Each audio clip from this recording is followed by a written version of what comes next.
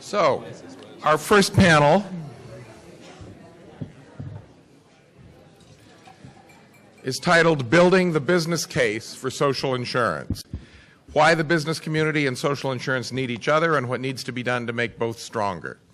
We are fortunate to have three panelists with not just the great credentials that you see in their bios in the packets, but with a range of points of view on this issue that I think will be very helpful to our discussion.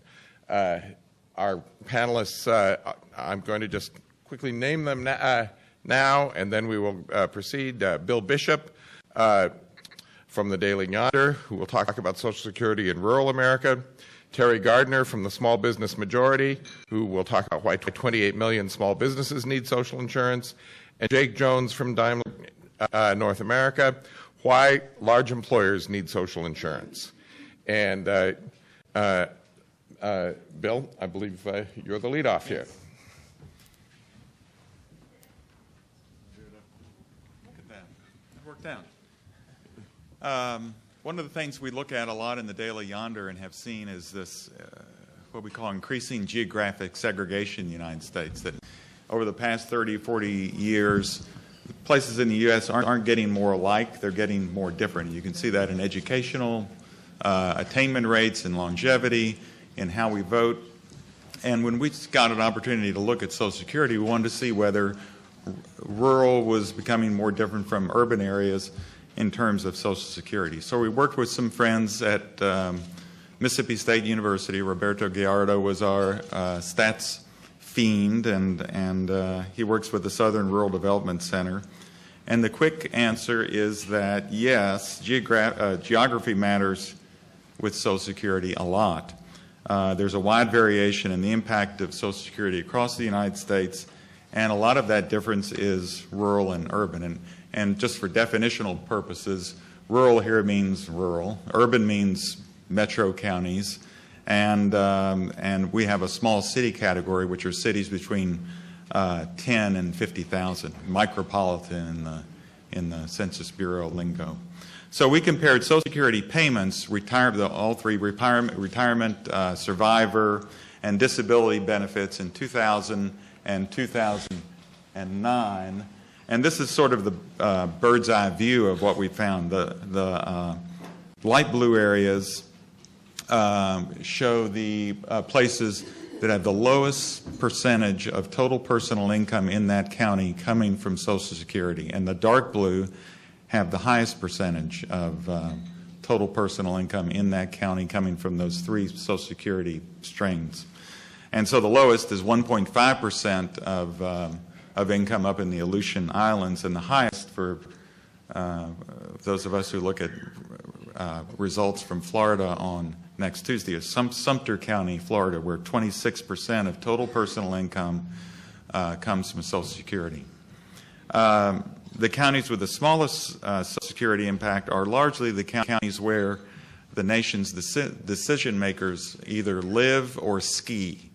And so number 2 on the list of where the local economy derives from Social Security is Teton County, Wyoming.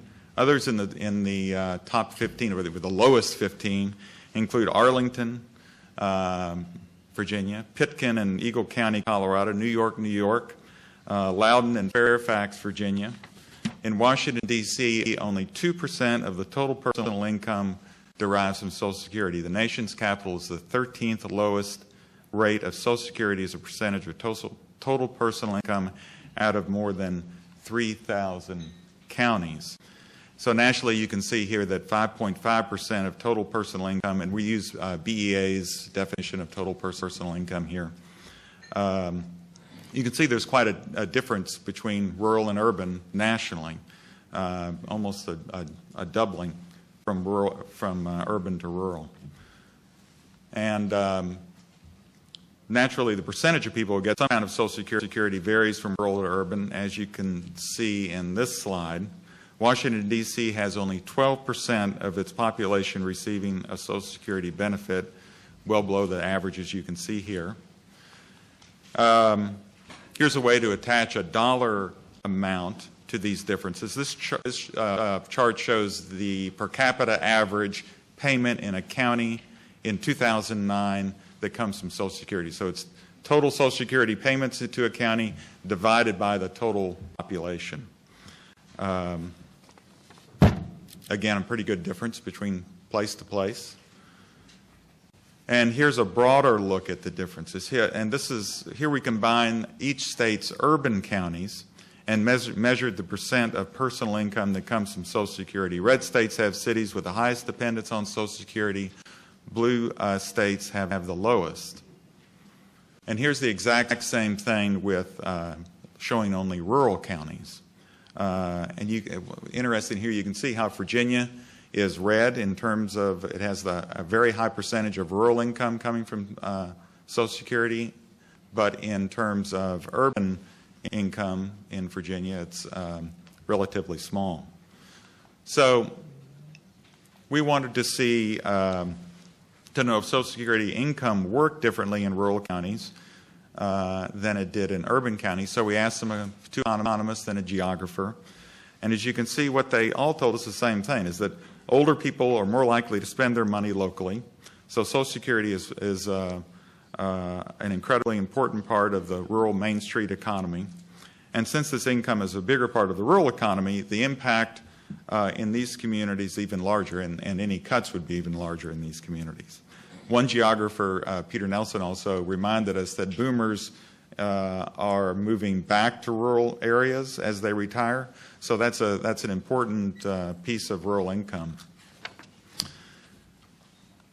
Again, increasing dependence is not evenly distributed across the nation's landscape. Our Mississippi State friends developed a Social Security Dependency Index, and they combined three factors: the percent of total population receiving the benefit, the percent of total personal income, and the average per capita yearly payment.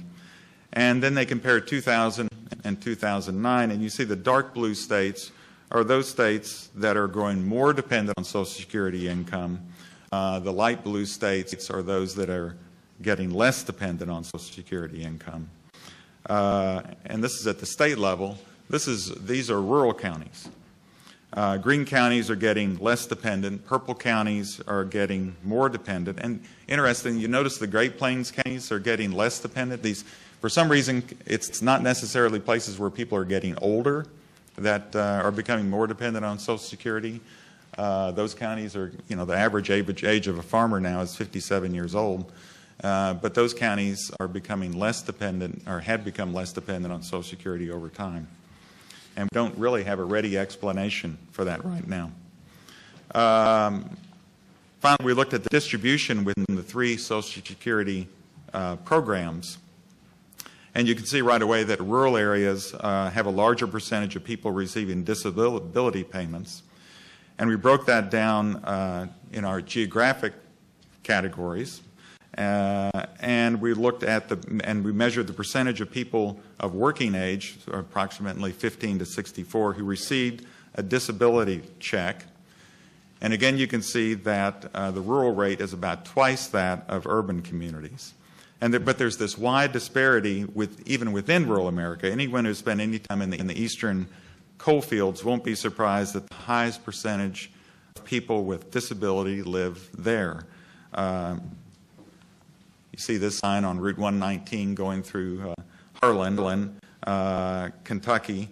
And here's a map showing the counties with the highest and lowest percentage of working age adults receiving Social Security disability. The dark green counties have the least dependence on disability payments.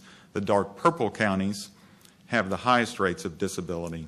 The highest of the high rates are nearly all in that intersection between Virginia, West Virginia, and Kentucky. In Buchanan County, Virginia, more than 1 in 4 adults is receiving a disability payment from Social Security. In Washington, D.C., instead of 1 in 4 adults, it's 3.2% of adults of working age receive a disability payment. If you live in an eastern coal county, you see people who are literally broke down every day. at the post office or at the grocery store. If you live and work here, you just simply don't. Now, you can find all the data here at this paper, at this website. And our friends at Mississippi State also did a paper looking at the economic impact of Social Security nationally and in 10 particular counties, looking at value added that comes with Social Security. Nationally, jobs added, taxes added. You can get that at that website. And all the charts and data can be downloaded there. So thank you very much.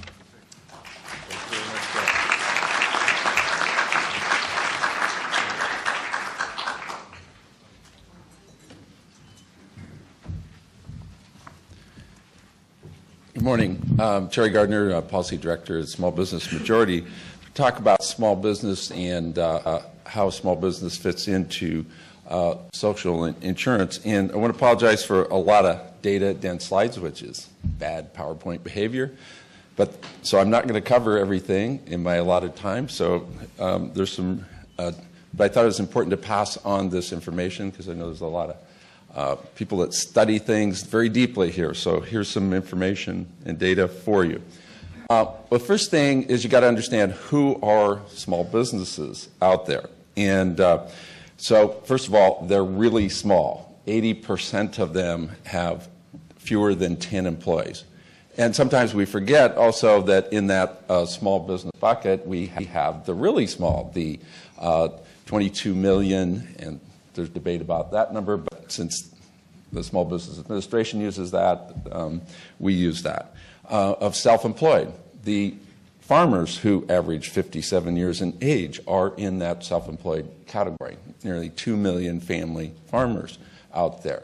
Realtors, and it's about 2 million realtors, are also in that self-employed category. They're not part of those big companies that you see all those signs on. They are self-employed, and their average age is the mid-50s also. So we have lots of small firms and lots of employees at those small firms.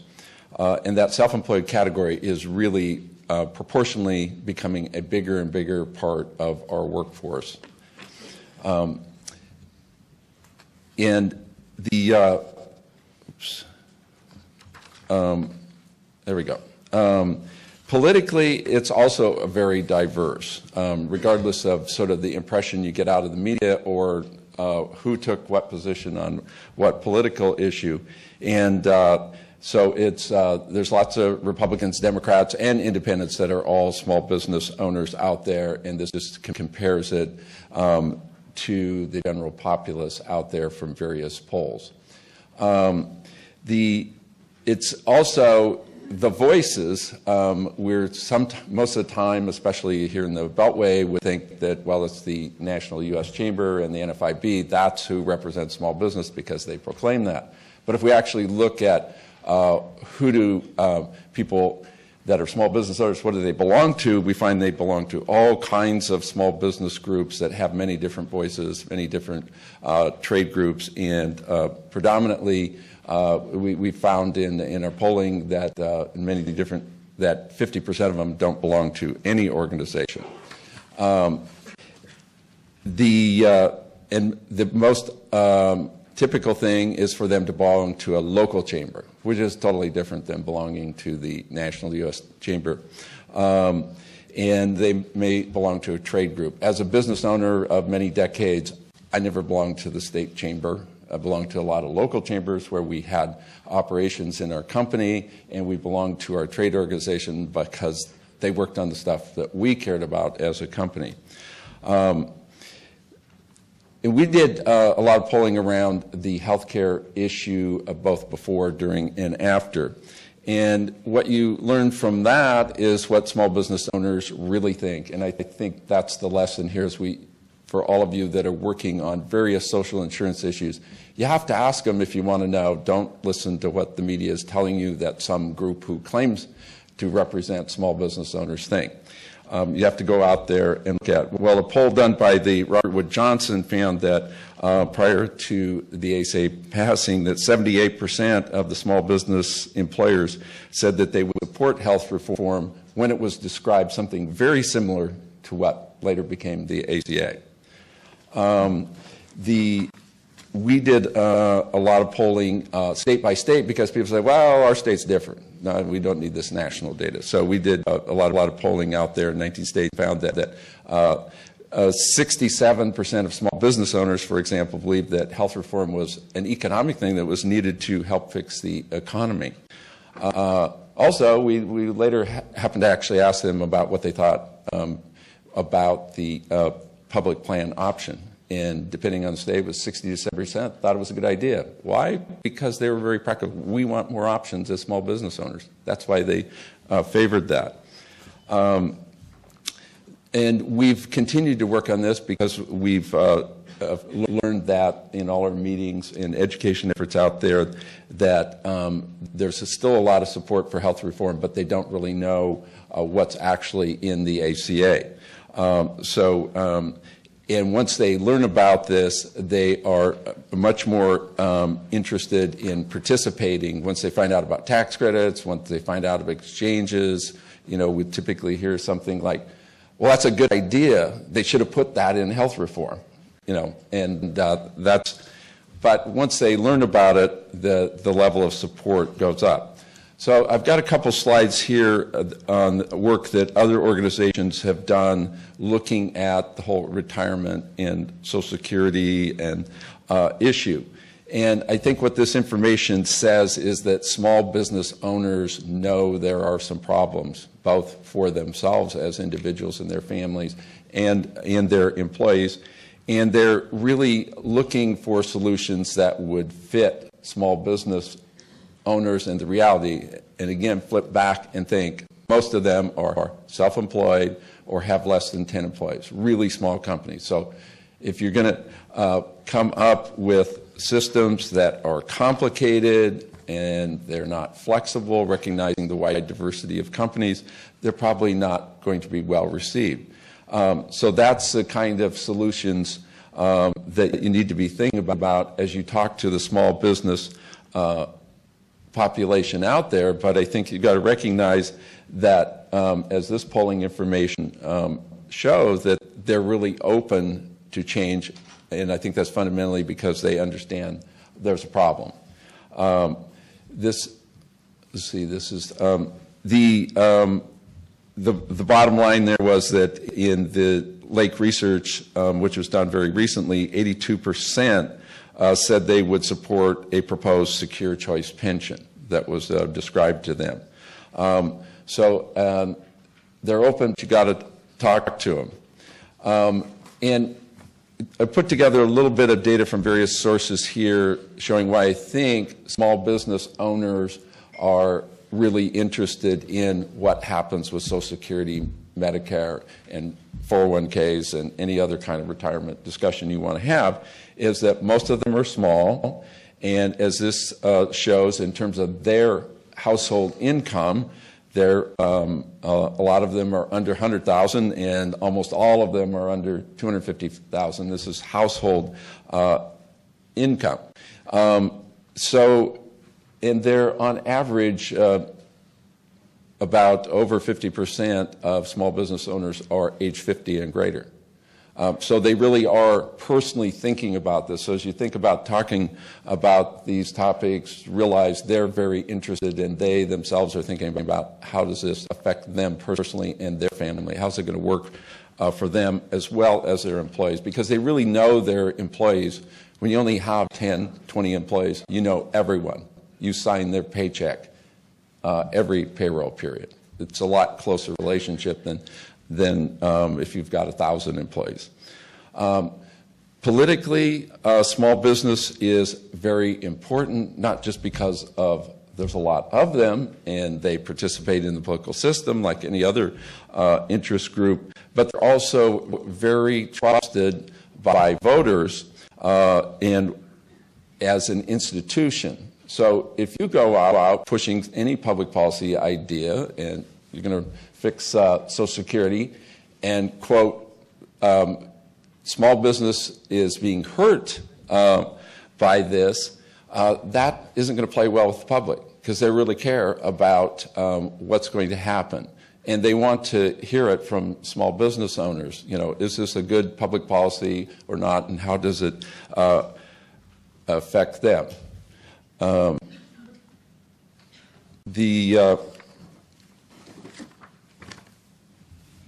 So I think the question as you go out there is, you know, and this is what we've encountered in our work on healthcare reform and energy and access to capital, is who is going to be the voice for 28 million small businesses? Is it a few people that have been put the mantle on themselves and announced we speak for everyone? Or are we actually going to dig down and ask small business owners what they really think, what are their really problems facing them, how do different public policy options affect them, and get it down to that level, because there's certainly some groups with very big budgets out there. And here's what we've learned and found to be useful is, one, doing that opinion research so we really figure out what small business owners are thinking and let them know what the options are and see what they think of the public plan or the single payer or exchanges or tax credits, all these policy options that we debated on health reform, and do the economic research and tell them, small business owners, if we do nothing, here's how your business and you as a business owner are affected, versus if we have changes, this is how you will be affected. They need to know what the difference is between the status quo and the proposed public policy change and how it affects them as small business owners. And then you got to get out and communicate to them and do the outreach and develop spokespeople, real live small business owners that can talk to the media and the public, because that's who they trust.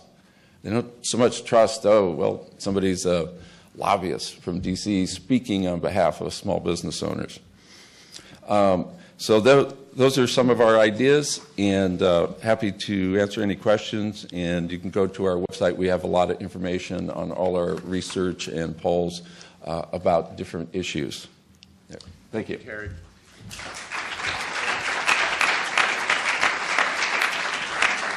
And following Jake Jones, who's going to speak next, we will have plenty of time for questions and interchange among the panelists.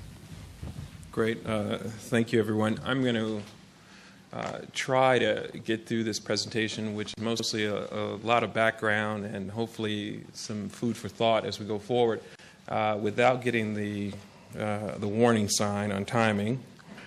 At least I hope so. Right, exactly.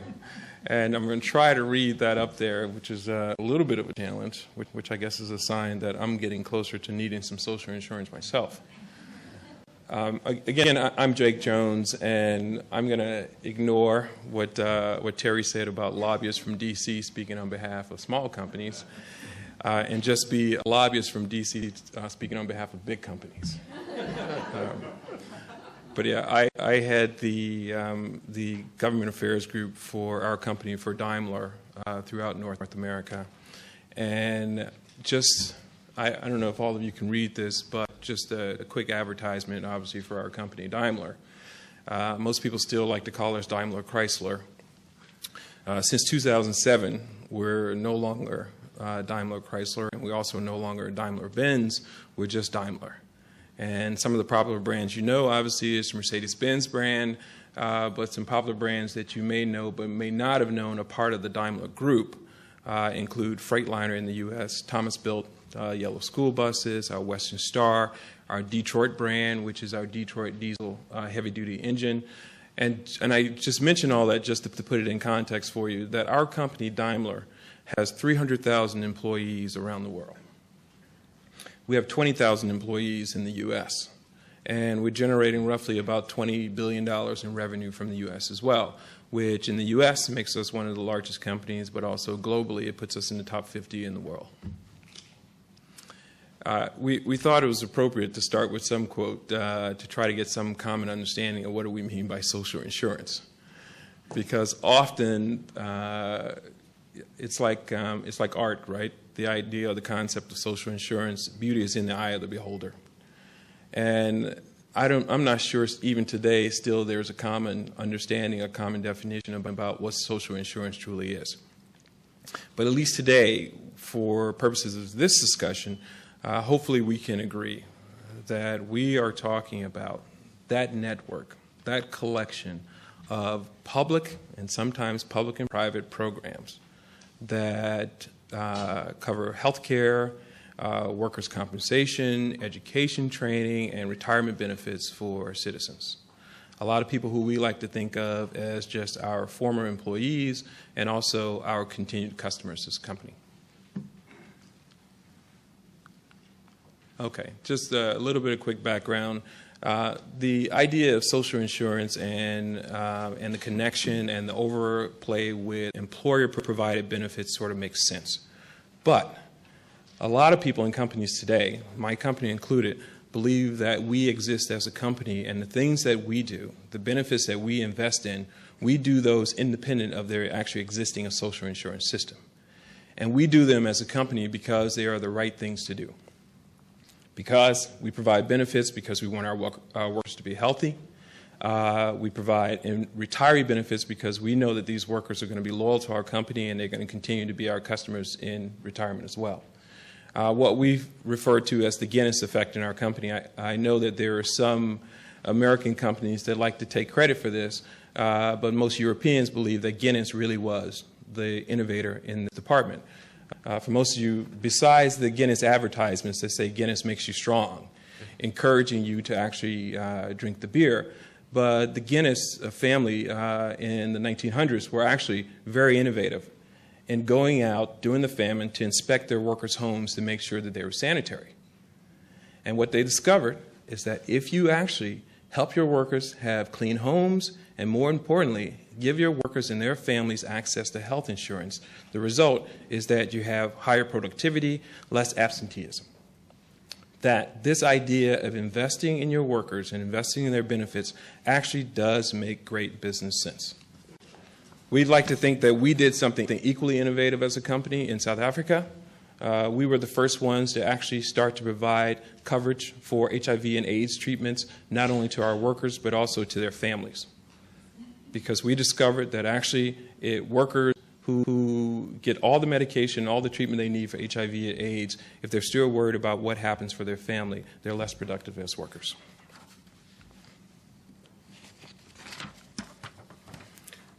And this one, which hopefully you can see, which really is just meant for background. And the point really to be made is just looking at the provision of employer-based health benefits by large employers. Despite all the talk about employers sort of moving away from benefits and dropping coverage for employees, in reality, it actually stayed fairly stable over time. And what we find is that among large employers, 99% of us still offer health insurance benefits to our workers. Now, that doesn't mean everyone takes it. For a variety of reasons, some employees tend not to accept coverage because they have it other places or they can't afford the portion that they need to contribute. But for the most part, large employers, we actually offer the coverage to our employees. I know I skipped one slide. I was getting a high sign from my staff. But this is really just a historical look at what's been happening with employer spending on benefits. And it's taking into account health benefits, retirement benefits, and those other things like workman's comp. And really the story is just looking over time. Since 1950, essentially you've seen an average annual growth rate of spending for retirement benefits of 30% a year. But more importantly, I think the key is for the health benefits, what you've seen is more than 164% increase in spending per year on average, which is absolutely astronomical. I know a lot of people in this room say, I cannot believe that that's actually been the way it's grown. But you're starting in 1950 where employers were spending roughly about $6.6 billion a year on health benefits for their employees to 2009 where you get up to $648 billion. So it's absolutely incredible what's happened over time. And what I think it demonstrates more importantly than anything else is that employers actually have remained committed to being involved, to providing health benefits and retirement benefits to their employees. This slide, which is an interesting one, and I know that if there's Kaiser folks in the room, they love showing this one too, because this is one that often is used, I think, sort of inappropriately, to be perfectly candid. It's a slide that sort of references what's happened with health insurance premiums, that you've had the premiums themselves go up 113% from 2001 to 2011, but you've had the employee contribution go up 131%, which suggests that there's massive cost shifting to employees. But the reality is that the cost has gone up for everybody. And so we've moved from a situation in 2001 where the employer was covering 74.6% of the cost for the health insurance benefits to 72.6%. I think, yes, there's been some change and there's been some cost shift to employees, but in reality, employers still remain incredibly committed to providing health benefits to their employees. Now, the design of the plans have changed in terms of people moving from the traditional indemnity plans to now consumer-driven health care, as we like to describe it. While that has changed significantly over time, employers still remain committed, and employers are still enduring the cost of increased health care as well. Retiree benefits. This is I think this is one that's more interesting and where we've all been particularly concerned about what happens in the future. As more and more employers were trying to figure out what were the best ways to try and reduce their so-called legacy costs. That was one where naturally it was easier, particularly if you were in a workforce that was unionized, to try and reduce benefits for retirees because, honestly, they were no longer represented by the union. And if you were in negotiations to decide how best to cut costs, clearly that was the place that was the easiest to reduce costs. And so as a result, you've seen this steady decline in the amount of benefits that were provided to retirees. But there's something nuanced about that, I think, which is more importantly, which is that employers who still are in the business of providing retiree health coverage have gotten smarter about how long you provide that retiree health coverage. For a long time, we noticed that our employees were going into Medicare when they were age appropriate, and essentially we were still wrapping around those benefits and trying to figure out who was the primary payer for those benefits. And it was increased complexity.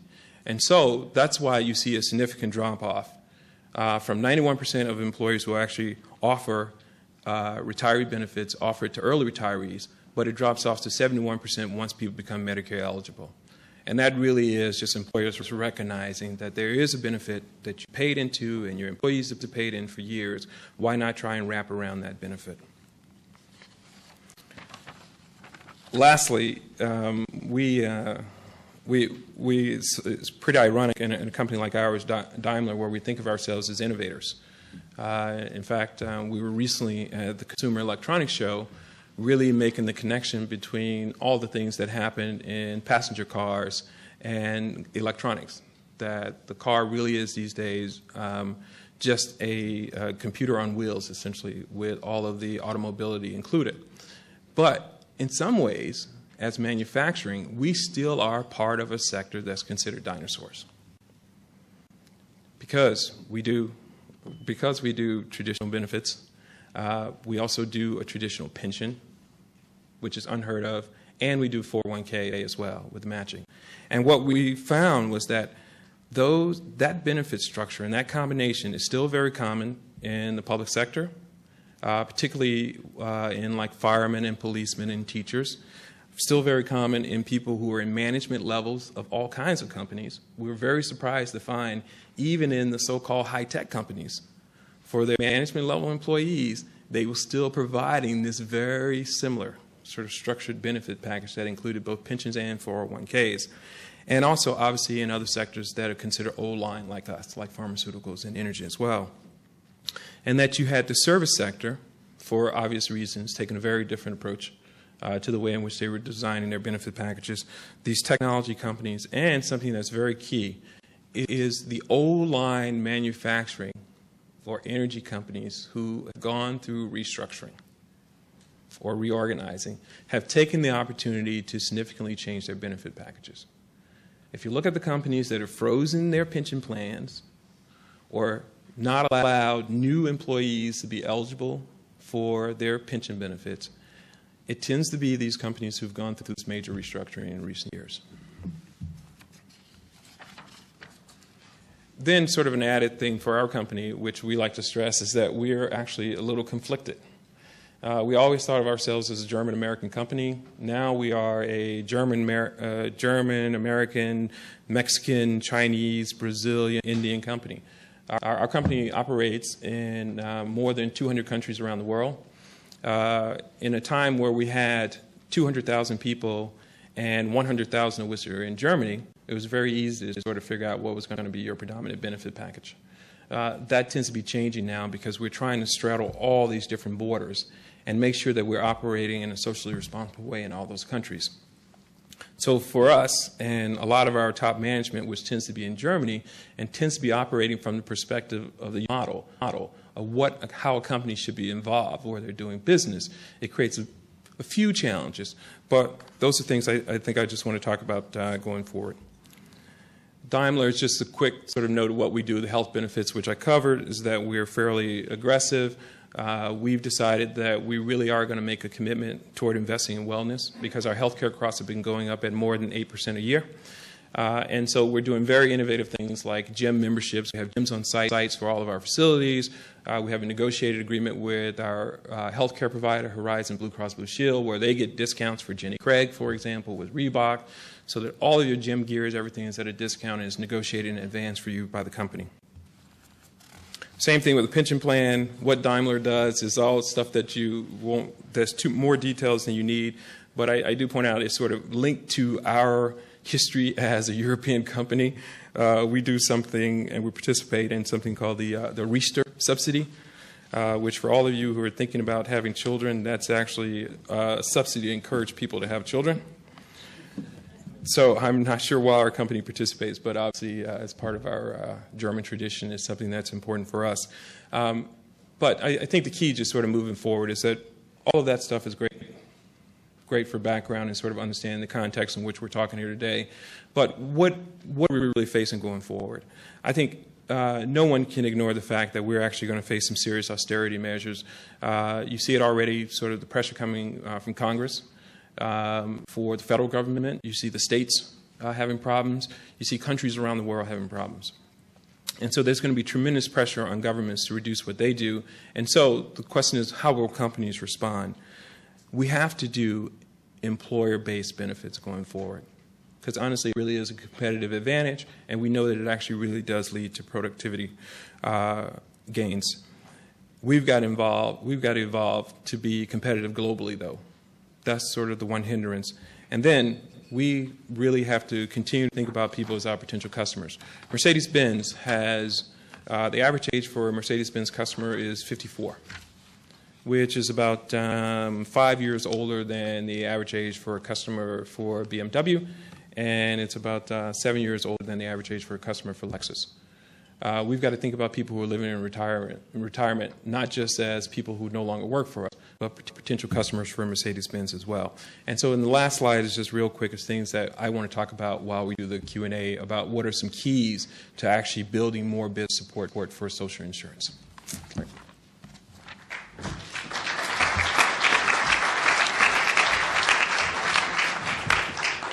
Thank you, Jake. And all of our panelists have provided us with some terrific insights, and I'm going to open it up to interchange among our panelists and to questions once again at the microphones, both floating and fixed. But first, just this time I'd like to take the moderator's prerogative of just a few observations myself. Jake's presentation from a large business point of view is very relevant with respect to the speculation that has been going on as to what will happen in 2014 if the Affordable Care Act is fully in effect. There was a McKinsey study about a year ago that showed massive dumping of employees into the subsidized and individual markets. The methodology of that study was greatly criticized, but I think the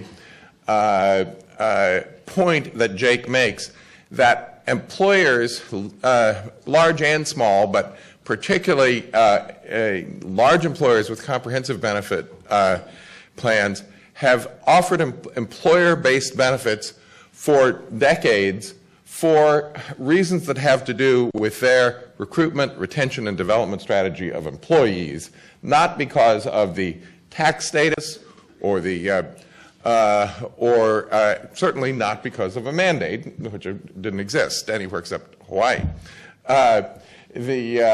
And so the assumptions that some make an argument that there will be a massive flood of employers moving out of the health insurance benefit space are premature in the Mark Twain sense, I believe. The Bill's insights that he brought really raises our consciousness, I think, for all of those of us, particularly who live and work and think in urban areas, about the importance of social insurance, particularly Social Security, but certainly also Medicare and other social insurance in rural areas. It's very easy for us to think about social insurance as primarily of benefit to those who live in concentrations of urban poverty or working class concentrations in urban areas. And so raising our consciousness on rural America, which the Daily Yonder does, which some other organizations like Rural Votes do, and so on, is, I think, really worthwhile for all of us. And Terry's comments, just want to add a little bit of really personal commentary. When you read or listen to the national media, you would think that the National Federation of Independent Business and the U.S. Chamber of Commerce were the voices of all small business owners in America, and they are absolute opponents of particularly the Affordable Care Act, but often social insurance in general. Same is true for the Business Roundtable for big business, but particularly the media will pick up on some big businesses that are supporters of universal coverage in health insurance, for example. But small business media tends to turn to those organizations like the NFIB that oppose social insurance. About 6 or 8 months ago, the Washington Post carried a story to that effect about how all small business owners were opposed. And then, as documentation for why they should be, the Post cited the supposed unpopularity of the Massachusetts health plan, referred to nationally as Romney Care, not in Massachusetts, but nationally, among small business in Massachusetts, and found 1 or 2 local spokespeople for that. The president of the Greater Boston Chamber of Commerce and I wrote a response to that for the Post, because in fact, all the trade associations of large and small business are supporters of the health plan in Massachusetts. Then those are just components of the 70% popularity of the plan among the general public and the 80% popularity among healthcare providers. So it's, and just a personal anecdote, during the debate here in Washington on what became the Affordable Care Act, I received first written solicitations from the U.S. Chamber of Commerce of, why don't you join us in fighting this terrible health plan? And then when I didn't respond to those, I started getting emails, repeated, dozens of emails from them. Finally, phone calls. You must not have understood. We're fighting this health plan for you. And I had to explain finally to a senior executive at the U.S. Chamber of Commerce, I, like other business executives in Massachusetts, have seen this plan in operation, and it works, and we like it. And they said, oh, no more calls. So, I see we do have a couple of questioners here already, and let's open with that. I'm Larry Seidman at the University of Delaware. I have a question for Terry Gardner on small business. Suppose Medicare covered everyone of all ages. Wouldn't that make life much easier for small business owners, managers, and employees? Well, okay, it's on. You know, there is a real diversity. One of the first polls we did was in California pre-ACA when California was going through it.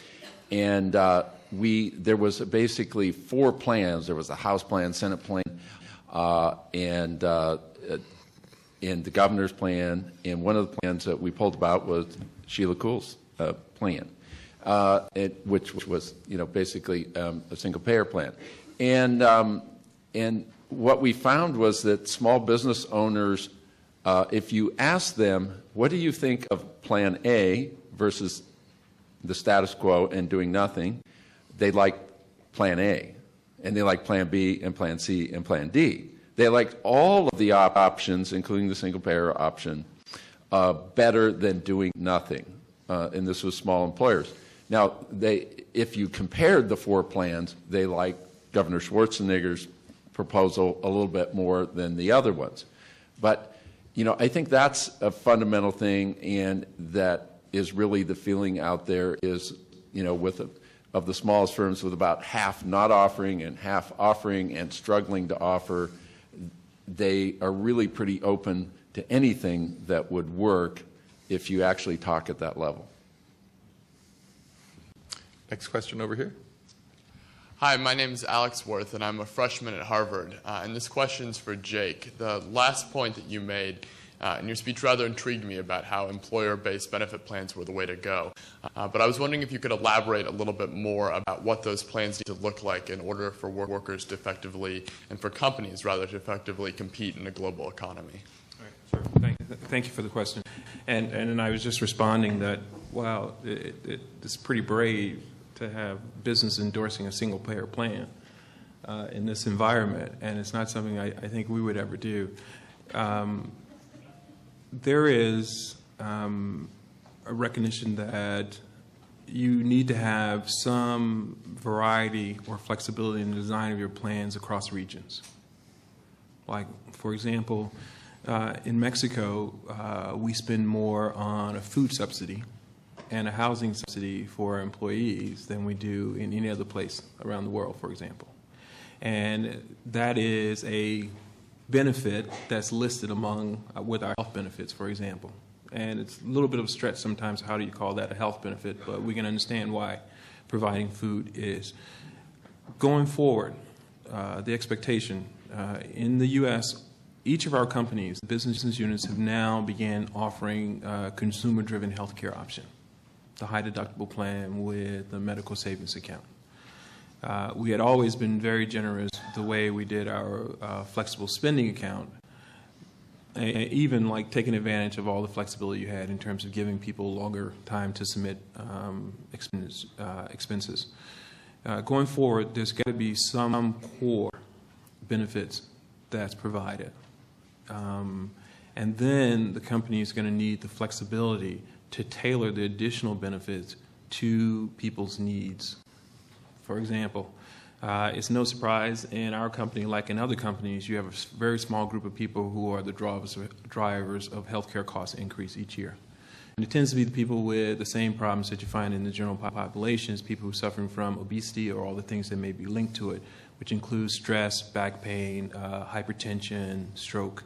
And occasionally you have people who've had an accident or have an occurrence of cancer or cost drivers. But primarily it's that group of people who are driving the healthcare costs and the consistent costs each year. And so we've got to have the flexibility to design benefits just for those people so that you avoid the potential costs of designing benefits for people who don't have those costs, don't have those problems. So if you could design a benefit structure that is tailored to those people, but at the same time provides a base level benefit to everybody, and then you have some additional flexibility with this consumer-driven part of healthcare to encourage good behavior. Smoking, for example, is the last thing I'll say. You buy a pack of cigarettes, you pay the sin tax for buying the cigarette. But we do not have the ability in the company to penalize someone if they're a smoker in our health plan. And I know that's a controversial thing, but honestly, it's something that could pay. If you really believe that people are rational consumers, they may not be when they're addicted to something. But can you send cost signals to people that actually discourage bad behavior? This kind of flexibility that companies need, the flexibility to experiment with going forward. I would just add one comment to that. I would note that the Massachusetts health plan does include the ability for employers to add a penalty for smokers. Very few employers have pick that up, but many more have begun to pick up in this universal coverage world smoking cessation coverage. We've done that as an employer. Massachusetts Medicaid, Mass Health, has done that as an insurer. And those programs are beginning to show statistical results already. Thank you for the question. Over here. I'm Daniel Marins from Social Security Works, and my question is for Jake Jones. In the slide showing an increase in employer spending on benefits packages, be it retirement pension type benefits or health benefits, showing how it's increased in the past few decades since the 50s.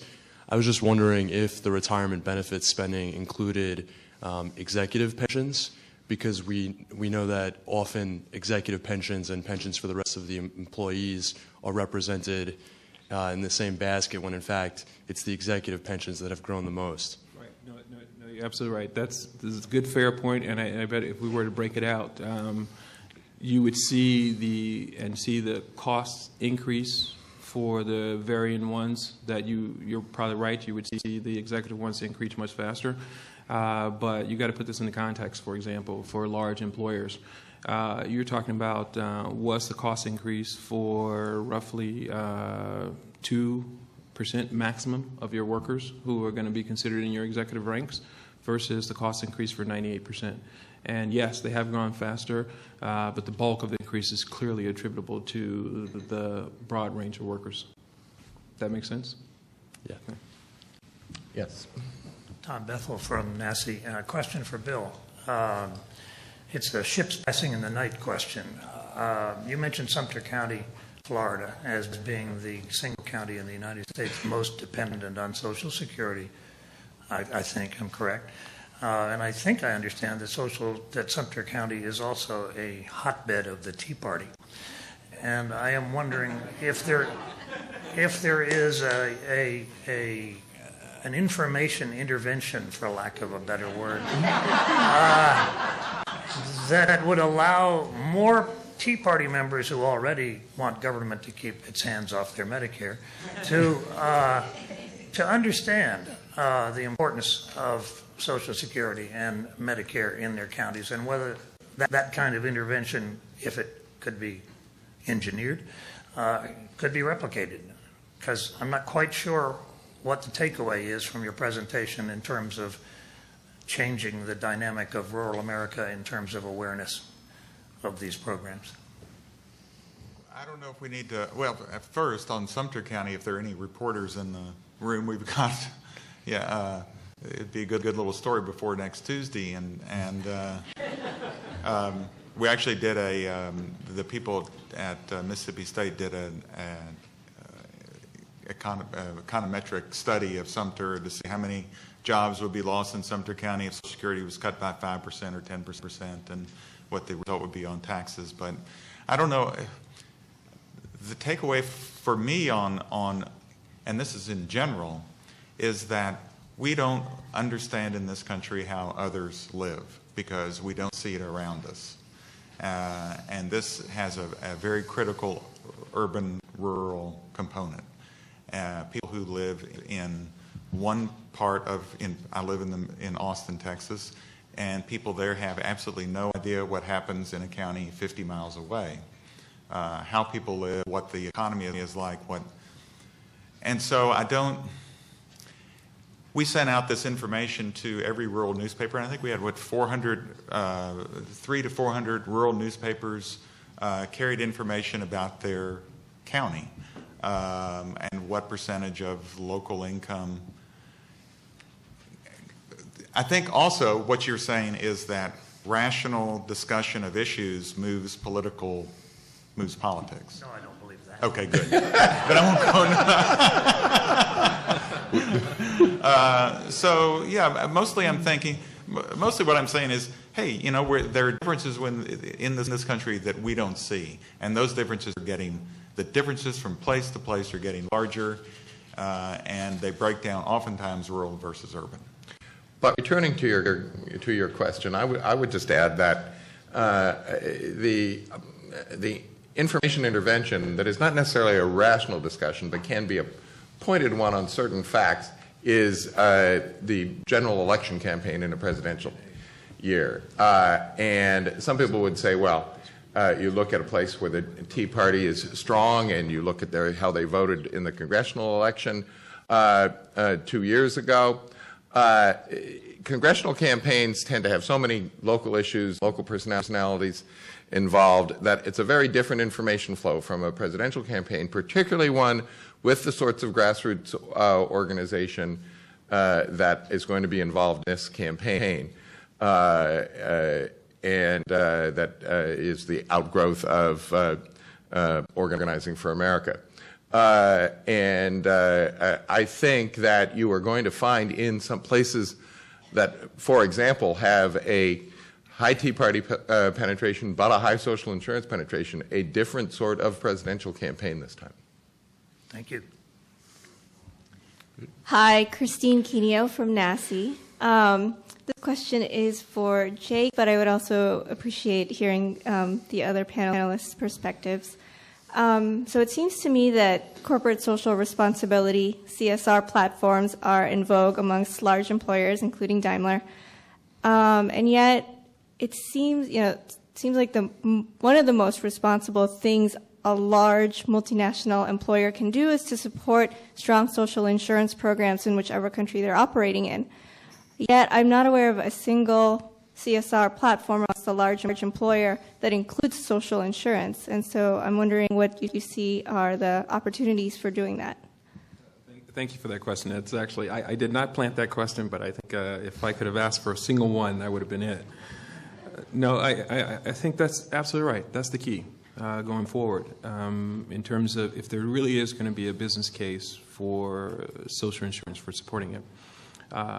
Every single company, particularly large companies, and all of us who want to be part of the global compact are producing lots of shiny reports every single year, talking about all the things that we do that is about sustainability. And all of us are saying the exact same thing, that sustainability includes three factors. There's financial sustainability, there's environmental sustainability, and then there's social sustainability, which includes not only your employees, how they actually interact and survive in the workplace, but what happens to them after they leave the workplace in retirement, and how do you interact in the community in which you're a part of. If we really are going to be the sort of the standard bearers for social insurance, we've got a task, all of us in this room, of advocating companies incorporating support for social insurance in their sustainability plans. We're all going to be in New York as part of the Global Compact lead group in September, talking about great things that we're doing, just like compliance, the way in which compliance became part of the lexicon in every single company. It took years, but it took pushing from the outside to get companies to start to adopt it, and now every single company talks about compliance. And so now, while every single company is developing their sustainability plan, we've got pressure to make sure we do it, because it really is the right thing to do, to be perfectly honest. We go into countries around the world to do business because they're good environments to do business. And we say that we actually want to be good corporate citizens when we're doing business in those countries. And so part of being a good corporate citizen is not only protecting the environment there, making profit, which you have to do, because if you're not profitable, then you don't exist, but also being really socially responsible in terms of promoting social insurance in those countries. And so I would implore all of you to be real advocates for businesses adopting social insurance as part of their sustainability plans. And I would add to that, I think if you want to have the small business owners involved, there has to be a clear business case that talks to small business owners in terms that they think of, which is a bit different when you have 300,000 employees and you have people like Jake working for you. The small business owner doesn't have that. They have one person themselves. They're the vice president of sales, they're the HR director, they're the president and the chairman of the board, and all of those roles. And so the business case for why Social Security matters and why modifications need to be made for it, for example, needs to come across in a business case that makes sense to those small business owners and talks about, why it matters to them as an individual and their family as well as their employees. Bill did. So I'll just quickly comment that until last month, actually, my sister, Anna Eleanor Roosevelt, was the vice president for global corporate citizenship at Boeing. And she's now a fellow of the Institute for Corporate Social Responsibility at Boston College. And I think that's a great question that I will pose to her and see how she can inject it into the discussion in that forum. Yes, the Boston College Center for Corporate Citizenship. Right. Thank you. All right. Next question. Hi. I'm Rebecca Thies from the Economic Policy Institute, and my question is for Jake. I was just wondering how important you think the employer-sponsored exclusion is in your company's ability to provide insurance for employees, and if it were done away with, as I believe the Simpson Bowles Fiscal Commission recommended, would a lot or 100% of those costs be passed on to your employees? Thank you. Right, exactly. I know there's been lots of criticism of employer-based health insurance. Surprisingly, too, is the corners from which you actually get the criticism, to be honest. And she's getting at this question whether or not there's actually an unfair tax advantage provided to people who work for large employers, and as a result, get their benefits in an easier way than they would, for example, if they work for a small company. In our estimation, I think for employers, the result of the exemption means that health care costs are about 27% cheaper, which, to be perfectly candid, is significant. And so while I know there's lots of desires for a single payer, and there's lots of efficiencies that could be achieved in such a system, employers do still have a vested interest in providing and being able to coordinate benefits that are provided to their employees. And the tax treatment, the favorable tax treatment, actually is a real incentive for employers to continue providing the benefit.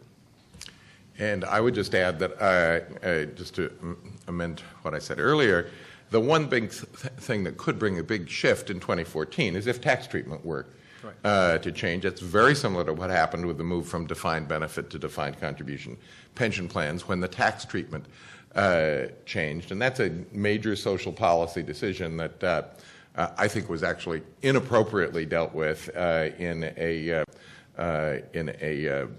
budget commission. But good question. Thanks. I'm not forgetting you, but I'm going to take one more question from this side for just a moment. Hi, I'm Chris Fisher from Congressman Ted Deutsch's office. Apologies to the other panelists, but I too have a question for Jake. Would you say that the business case for Social Security or for social insurance is being made by efforts to reduce legacy costs, is being made by shifts to defined contributions, and reducing Medicare eligible retiree health costs? And do you anticipate greater spending per legacy employee in the event that this age of austerity in America does yield significant benefit cuts to either Social Security or a shift to defined contribution for our Medicare program? Right. It's a nice, good political question. Right. No, but it's perfectly fair. Like, there clearly was pressure on a lot of companies to try to figure out how to coordinate their benefits with social insurance. Does that make the business case for supporting social insurance? Partially it should. Absolutely. Because you really do think about your people beyond the point that they're no longer truly affiliated with your company in the sense that they have to come to work every day. Going forward, there's the growth, particularly in the U.S., is in sectors that aren't necessarily providing these traditional benefits that really are going to lead to legacy costs. So it's part of a cop-out to your question, and it's intentional. So part of that issue or that pressure goes away.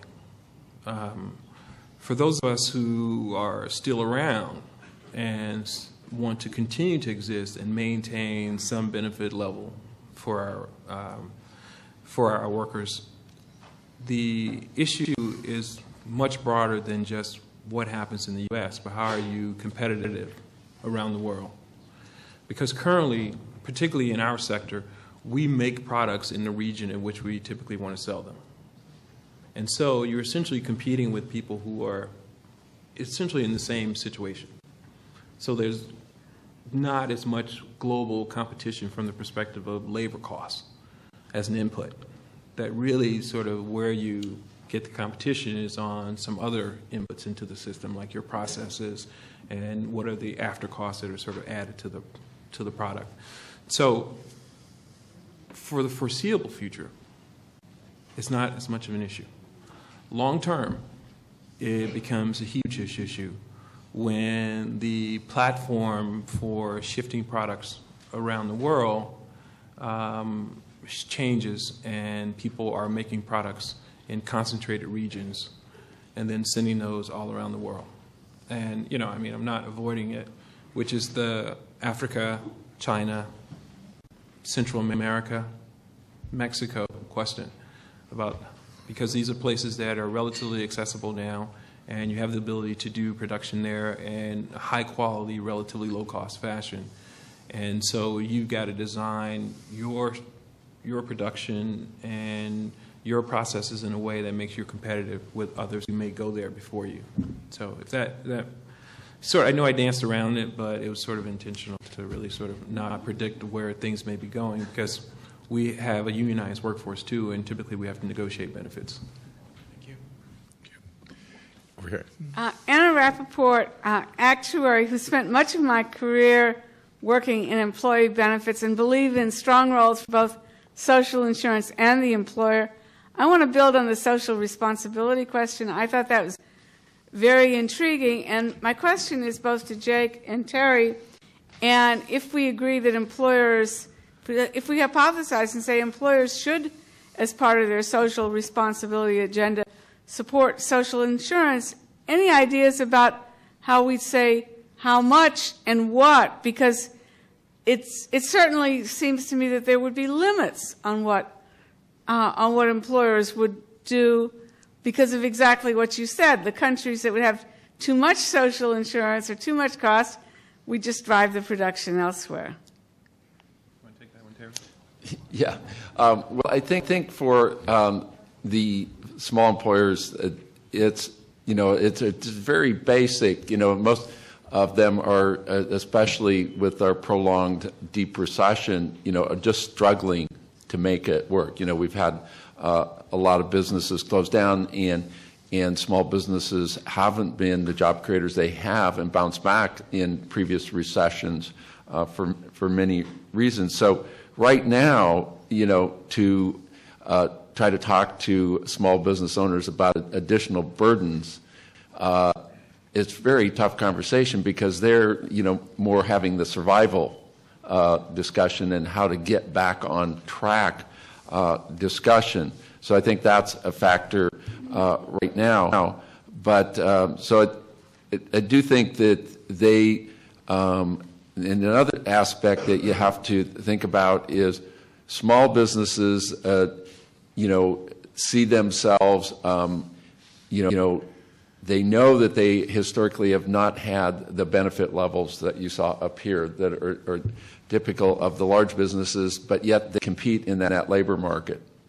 And so, need to describe to them how, this is, puts them on a more equal footing. How is the system going to work so that they can be competitive in there? And then I think you can have a more fruitful conversation, because they do know that they have hiring and retention challenges. Many times they feel like, well, we hire these younger, unskilled people, and as soon as we've got a really great employee, they get a great job working for Daimler or AT&T or Microsoft or whoever, the government, but that is a typical thing you will hear from small business owners. Thank you. Since I've been given the sign that it's time for us to go to break, I'm going to do something dangerous, see if we can do a lightning round. Can we do a short question and a short answer? Short answer. It's a short question. Do you think the true business voice for healthcare reform is being held hostage by a political agenda? A question to the panel. Yes. That's my answer. I think all rational discussion is being held hostage by a political system that's defined by lifestyles rather than how do we negotiate answers to big questions among groups of people. Yeah, I mean, the knee-jerk, obviously, is the knee-jerk reaction to anything proposed is to say no, absolutely not. You'd be amazed at how many people have no idea that most of the parts of this Affordable Care Act haven't even actually taken effect yet. So partly, yes, it's misinformation. Ideally, business, we like to go about doing what we do, interact directly with our customers, and believe that we can ignore or not be impacted by government. And so it's really hard to get people to really focus on what government's doing and what the real implications are. And so, yeah, I mean, part of it's misinformation. Part of it, we like to stir that up so that then you need lobbyists to explain it. So it's sort of self-serving too, yeah. I really agree with that. You'd be amazed how many people don't know the parts that have gone into effect are parts they like no lifetime or annual maximum the kids until 26 on health insurance, covering kids up to 26, and so on. Can you accommodate this? Absolutely. Nancy Altman, Social Security Works. Quick comment with a love of quick reaction. As everyone knows, employers match their contributions of their employees to Social Security and to the hospital part of Medicare. Mm-hmm. Historically, employers took credit for this. And I think if employers, again, made it part of this is part of our fringe benefits that we're offering, we're paying for half of your Social Security and Medicare, I think it would provide goodwill, it would increase understanding in this country, and I think it would go a long way to restoring confidence. So just reactions to that. Yeah, I mean, most of us send to our employees every year a total compensation statement, which sort of tries to give them the full picture of their comp, that it's not just the take-home salary. And included in that is the employer contribution for these benefits as well. We do that. Right. Yeah. Okay. Thank you. Well, thank you for terrific questions and a great panel. Thank you very, very much, and our appreciation to Bill, Terry, and Jake.